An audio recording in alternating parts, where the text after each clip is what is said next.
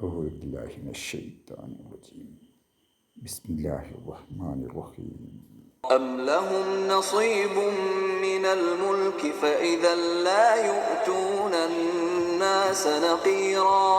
അതല്ല, ആധിപത്യത്തിൽ വല്ല വിഹിതവും അവർക്കുണ്ടോ എങ്കിൽ ഒരു അണുവോളവും അവർ മനുഷ്യർക്ക് നൽകുമായിരുന്നില്ല.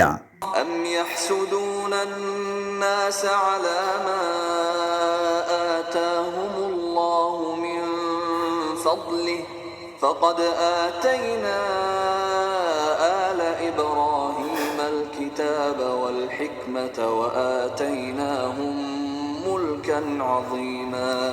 അതല്ല, അള്ളാഹു അവന്റെ ഔദാര്യത്തിൽ നിന്ന് മറ്റു മനുഷ്യർക്ക് നൽകിയിട്ടുള്ളതിന്റെ പേരിൽ അവർ അസൂയപ്പെടുകയാണോ? എന്നാൽ ഇബ്രാഹിം കുടുംബത്തിന് നാം വേദവും ജ്ഞാനവും നൽകിയിട്ടുണ്ട്. അവർക്ക് നാം മഹത്തായ ആധിപത്യവും നൽകിയിട്ടുണ്ട്.